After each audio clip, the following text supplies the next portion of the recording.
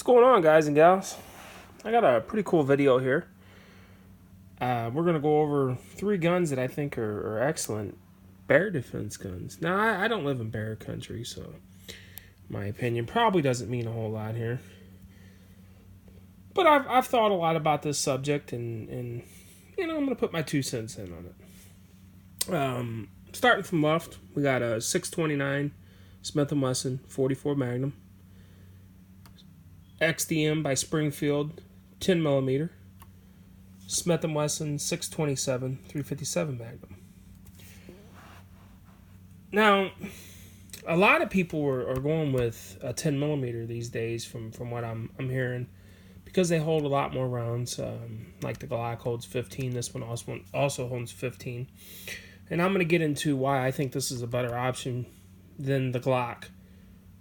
Because no matter which 3 of these you use, if you're using it for self-defense, any one of these 3, or any gun for that matter, you're probably going to want to use hard cast, especially with a pistol or a revolver, handgun, whichever one you want to call them. You're definitely going to want to use a hard cast. You do not want to use a hollow point like that. You don't want to use a hollow point like this. These are self-defense rounds, for soft flush. Not that they may not do the job, but they're just not what you would want for that. You want maximum penetration.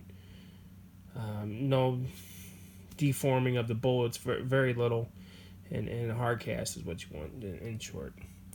So knowing which round you need to use is just as important as which gun to use. Take, for instance, full metal jackets. Now, these are snap caps in this one. These are live rounds. This is a live round, and these are live rounds. This is snap caps. A full metal jacket from any one of these 3 guns would be better than a hollow point, because it's going to give you better penetration. But you'd still want hard cast. Hard cast is the cat's meow whenever it comes to penetration. And out of these 3, probably the best one as far as penetration is probably going to be the 357, because it's the least in diameter. And that can vary a little bit too. They've got several different loadings for all 3 of these guns. Probably a buffalo bore, whichever one of these are underwood. Makes a good hard cast that I've got for this one. That I think would be an excellent choice. And I tell you what, we'll start there. And the reason why this one beats the Glock is because you can shoot hard cast out of this one from the factory. It doesn't have polygonal rifling. It's got standard rifling. Therefore, you don't have to buy an aftermarket barrel in order to shoot hard cast or lead or anything like that. And hard cast could foul up the barrel on a Glock's polygonal rifling. Your mileage may vary on that. I've even seen guys shooting aftermarket barrels with the hard cast, and they wasn't getting very good accuracy. Now, I don't know what the accuracy would be out of this gun. I would say check it, make sure it's accurate. In this gun, I've replaced the sights with adjustable sights, so that way if it is hitting higher, lower, left, right, whatever, I can adjust it. I think that's a wise idea for any type of gun like that. And all 3 of these guns have adjustable sights. I think that's important. You definitely want to hit what you're aiming at. So yeah, this is great gun right here. They're all 3 great guns. This is probably my favorite overall gun in my whole collection is this one right here. And it might be the overall pick out of all 3 of these if it was me. Obviously, I have all 3, so I could choose any one of the 3 that I wanted. As you could too.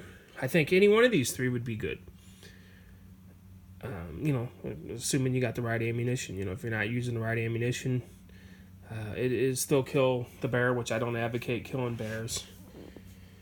Not at all. Not unless your life is in danger. As many shots as you can get off in a short amount of time is probably going to be the main thing. To to get a good hit on it, you know. And if you hit him in the side or something, if he's charging at you, you'd want to hit him in the head. But if for some reason you hit him in the shoulder, it doesn't matter probably which one of these guns you hit him with, and which ammo, you're probably not going to stop him unless you hit him in the head. Maybe. I would say probably not. Hard cast probably isn't going to matter. It's not going to be instantaneous death with any of these three guns, because it's going to be mad. If it's charging at you, it's mad. So then we'll go to this one, 44 Magnum. This one holds 6. It's an end frame. It also shoots specials. 6 shots. I've replaced the front sight with a fiber optic. That front fiber optic sight on it is very nice. Very accurate, quick shots with this gun. And it doesn't recoil that bad. I put these pack Myers on there for the simple fact that it helps, you know, with that back strap, the exposed back strap like this one, with these 44s. It stings a little bit, so these help that. Not that this gun is an animal. It's not. And you got to be careful with Smith & Wesson. Some of the loadings shouldn't be shot in a Smith & Wesson. Some of the Buffalo bore that are really hot. Their literature says that it's not supposed to be shot in Smith & Wessons. It's only good for like the Ruger Blackhawks or Super Blackhawks, Super Redhawks, stuff like that. You don't want to shoot them in this. So that's could be a disadvantage to this gun right here. Overall, because some of that really hot hard cast 300 grain, 350 grain, whatever they are, can't be shot in this. So you may have to step it down just a little bit, which the power factor would be fine, but finding a little bit less of a load than like what Buffalo bore offers, and they may offer a little bit lesser one. You know, that's kind of another discussion, but I do believe that's an interesting thing to think about. That is finding the proper load for this gun, and Buffalo bore is definitely for all three of these guns, and Underwood for this one, and even the other ones, a top contender for hard cast bear, but you can't use some of them in this one. As far as this one, there's really no 357s that you can't use in this one because it's an end frame. It's an 8-shot end frame, as this one is an end frame. This one is an end frame, and this one has 8 shots. To me, that's a big advantage of this gun. Now, it is less powerful, depending on which load you use. Most definitely, it's not as powerful. I think these two guns compete very good against each other. This one might. Actually, the XDM might actually edge this particular gun out because it's got a longer barrel. Even though it's a different round, it does have a longer barrel. You get revolver reliability with this one.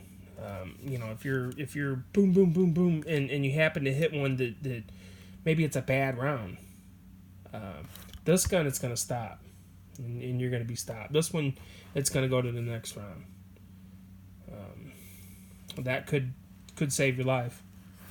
That could very well save your life. I would say the chances of that happening on this with good ammo is probably 1 in a million.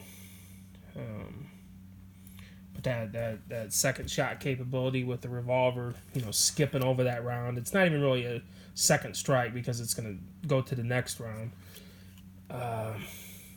Could give you a little bit of extra peace of mind. And having 8 shots at 357, I think that's a little bit of an advantage over the 44, considering, like I said, with the Buffalo bore and some of the hotter rounds for this, you can't even shoot in the 629. So, and I know this is a little bit more about the cartridges rather than the guns themselves, but that's something to keep in mind with the 629.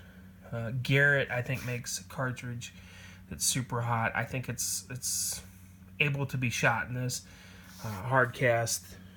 That may be something that you want to look into if you got a 629. The 180 grain hard cast for Buffalo bore is a pretty dang hot round. It's about 775 foot-pounds out of a 6-inch barrel. You're going to get less with this one. Is it going to matter? I don't think so. I really don't think so. I think you know, it's kind of like getting hit with a an 18-wheeler, with a 30,000-pound load, as opposed to getting hit with an 18-wheeler with a 20,000-pound load.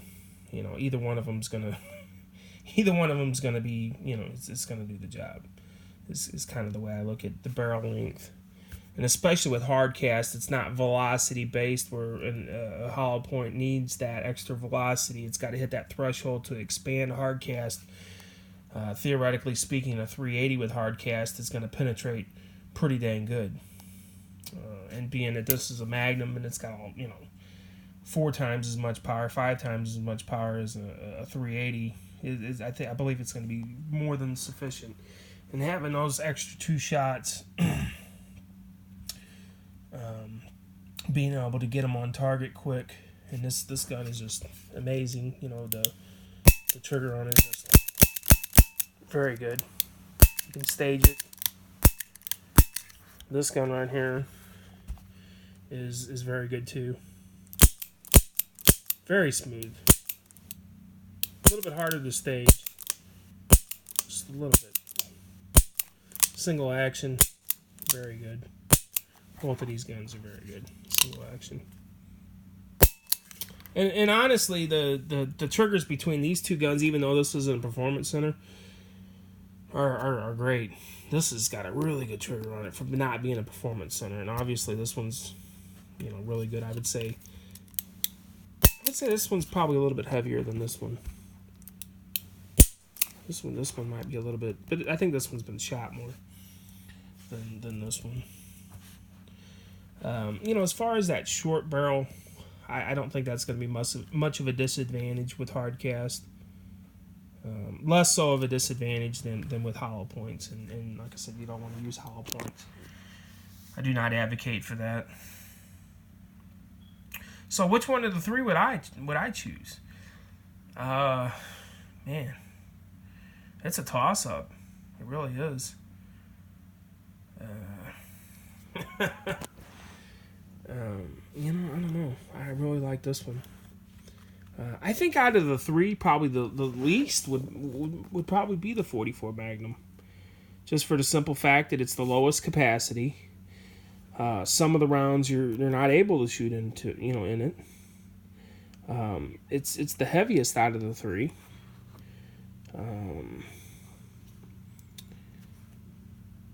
I would look at this more as probably for deer hunting and stuff. Not that this wouldn't do the job. Obviously, this is the most powerful out of the 3 by quite a bit. But there is some overlap between these and this, depending on the ammo. Now, not the bear defense ammo.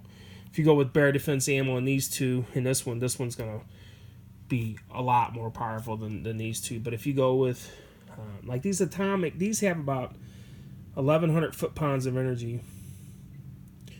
And there again, this is not the round that you would want to use, but just the hotness of it, the muzzle energy, and it's probably going to be a little bit less than that with the 4-inch barrel. You might get about 1,000 foot-pounds of energy, whereas on this one, probably out of this gun with hard cast, you probably get about 700 foot-pounds of energy. Same way with this one, probably around 750. With the hard cast, and I would say that would be just fine. That would be more than sufficient to do the job. I think a lot of people would choose this one for the simple fact it's got 15 rounds. 15 plus 1, 16 rounds. If you can't get it done with 8, then those extra 8 in this, it holds twice as many basically. Could be a difference. Could definitely be a difference. A lot of guys are advocating for the semi-autos now and carrying these in bear country, and I would say there's probably no reason not to. It's really kind of a decision between which one works for you best, revolver or semi-auto. 357, 44, 10 millimeter, 41 Magnum. Heck, even if you look on Buffalo Boar's site, they've got 9 millimeter hard cast, and he claims that it will dispatch a bear if you hit it in the skull. So take that for what it's worth. I believe him. I do believe him. 9mm penetrates good. 9mm is the same diameter as this, real close. 356, 357, 355. For like a 380. It's negligible in difference in diameter. So, 9 is always known for very good penetration, and that's what you want. 100% penetration, as much penetration as you can get. And honestly, out of these three, I do believe the 357 could give you the best penetration, especially if you can't find the right load for this one. You may have a hard time finding the right load for that one, and do use the right ammo. That's the biggest thing with these three, is using the right ammo. There was an article once where a guy had a Ruger in 357, and it kind of put the 357 in a negative light, that it couldn't get the job done, and they were advocating for at least the 41 Magnum, more likely a 44 Magnum. But the article basically read that the guy had to shoot the bear, and he shot him 6 times, and he had 125 grain jacketed hollow points, which is not the right round. And they said the bear soaked up all 6 rounds. And when they write it like that, it makes it sound like, well, the bear got the guy. Well, it didn't get the guy. He killed the bear. Unfortunately, he had to kill the bear, and the guy survived uninjured. That's not a failure. That's the gun did what it did what it had to do, and it didn't even have the right ammo. So the moral of that story is sometimes you got to be careful what you read. Sometimes they have a little bit of bias in there, and this gun right here just shoots so good. The double action on it, is just so good that I think you can get 8 accurate shots off at close range, and it would do the job. Same way with that. The recoil is somewhat. Out of these two, I think this one recoils the least. I really do. It feels like you're shooting a 9mm. It's not bad at all. None of them are bad. Some people make the 44 out to be this ginormous hand cannon, and it is big. It is bigger than the 357. Lengthwise, it's the same, but you can see the diameter. This is a 429, 430, 431 bullet. It's not 44. The rim is what's 44, not the bullet. Just like 38, same thing. It's the rim, or the casing, not the bullet. These are 357 diameter. The look of it, when you look at it, it automatically, oh yeah, this is the clear winner. This is the clear winner, and it probably is. I'm not gonna argue with that. It probably is the best one. But I think these, not specifically these rounds, because like I said, these are snap caps. I'm just saying 357 I think is a good option.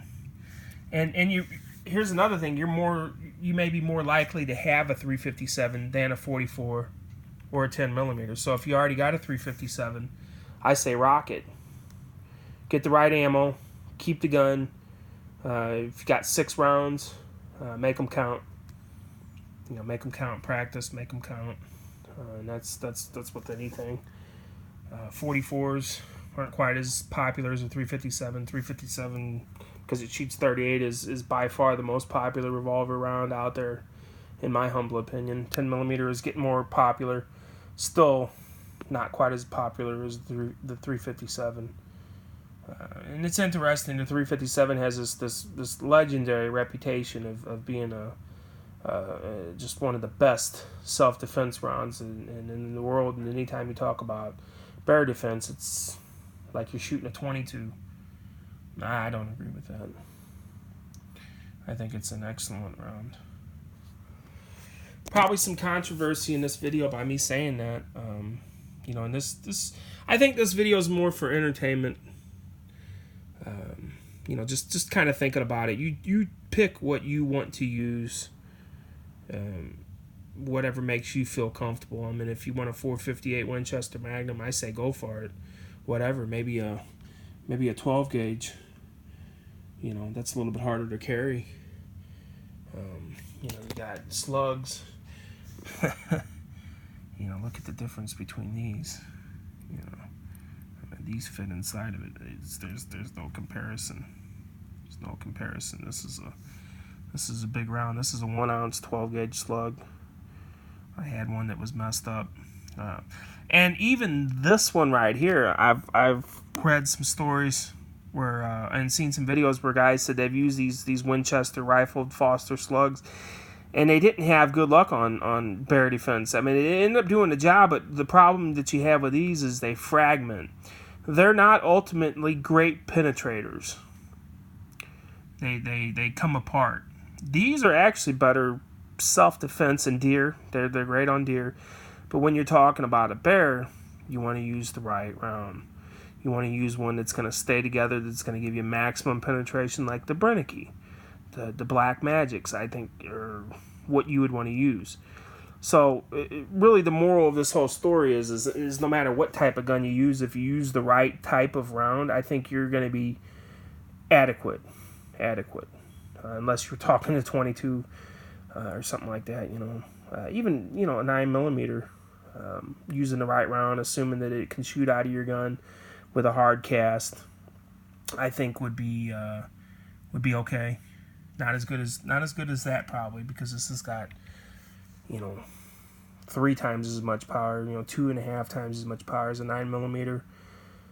Whereas this one is not twice as powerful as this one. There is some loads that are, but you can't put it in this gun, you know, that are about 1,400 foot-pounds of energy, whereas this one, you get up to about 800, and that's about where the 357 max is out, is about 800. And in this gun, you probably go up to about, you know, 1,100 foot-pounds of energy is probably about the maximum, you know, that you can probably shoot out of it legitimately. So, you know, you got about 800, 1,200, what is that, 25%, you know, increase. Whereas a 9mm versus these, you know, you got, you know, well over, you know, twice as powerful. You know, this one is not twice as powerful as this one. It can be, you know, with the right load, but not out of this gun. And depending on if you get the hottest one of these and the lowest one of these, a 38, well then absolutely. This one's, you know, leagues out of this one. But there is some overlap between these, you know, 357 and 38. Not so much in the hard cast, but, you know, just self-defense rounds. There's some lower 44s, you know, they got, you know, 750 foot-pounds of energy, which is kind of the top spectrum of this. And this one's going to penetrate a little bit better because it's a smaller diameter bullet. And that's really what you want. So, yeah, I hope this video helped you out. It's probably not worth much. Probably a lot of people will disagree with it because I think that this one is a good option. Your mileage may vary on it. You know, don't take my word for it on this. You know, this is just a discussion. So, whichever one you want to, you know, any gun, you know, even if it's a 22, it's better than throwing rocks. It really is. But, you know, carry something that's substantial. You know, and if you already got a 357, I say you already got a good platform for hard cast. If you already got a 44, same way. Don't sell your 44 to get a 357 or a 10. You know, it's whatever these three. But I think these are the 3 top contenders. As far as like a Desert Eagle, you know, in 44 Magnum, the issue that you have there, guess what? Can't shoot hard cast out of it. Can't shoot hard cast out of that bad boy. So therefore, you're limited to something like this. Improper round to use. Now, if you're hunting and you decide a 44 is big enough, this, you know, style of round may or may not be, you know, what you may use. This atomic, you know, for a side shot, you know, I think it would be sufficient. Is 44 enough for bear hunting? They've done it before. I don't even know if it's legal. If you're handgun hunting, I would say in that case, yeah, go with like a 454 Casull, 460, 500 Smith & Wesson Magnum. I think one of those three would be better. And those, to me, are not good bear defense guns because they're so big, they're so heavy, and you get the shorter barrel ones. Oh, my God. A 3-inch 460 or 500. The recoil is so substantial on it. You better hit him with your first shot because the second shot. And I know there's videos where guys can get 5 shots off in 2.5 seconds, on a target, but I think it's a better hunting gun than it is a self-defense gun. And sometimes those the hunting gun will outperform the self-defense gun, but the self-defense gun has to be something that is easily accessible. It's got substantial amount of power, maybe not the most powerful. Obviously, there's more powerful guns than all three of these, and the 44 really isn't, like what it once used to be, known as the most powerful handgun. Then the 454 Casull was already out, but it wasn't production. But it's a fine round. It's got plenty of oomph in it. But just picking the right gun, right ammunition. I think it's more about ammunition and shot placement. Definitely, you got to hit where you want to hit at, and then to that I say whichever gun, maybe one that isn't pictured that does the best for you is probably the best one, and that may be a 9mm with hard cast, as long as it shoots out of your gun properly. That's going to penetrate pretty dang good. Not quite as much as the 357 because it's got more power, but it's the diameter of the bullet is the same. And hard cast is known for just thumping. I've got a 4570 in hard cast, some 4570 hard cast, and that is just, that'd pretty much take anything on the planet, within well, even without reason. They use it for T-Rex and some of the Jurassic Park movies, so and they've even got it on Marlin's website where they've got a T-Rex. They got like a bear and an elk and moose and then a T-Rex. So if that means anything to you, 4570 would dominate all three of these. But are you going to have the 4570 on you? And I think the 4570 would probably do better than this because it's a smaller diameter, which means it's going to penetrate better. But a lot of people are carrying shotguns with slugs in them. That's up to you. I say just make sure you choose the right slug, and this would be more than adequate. I've heard, I think I heard somebody say once that a slug could bounce off your skull, a human skull, and I'm like, well, that would be like one in a zillion or something if that happened. I don't see that happening, but maybe it has happened. I wouldn't want to put that to the test. Not one bit at all.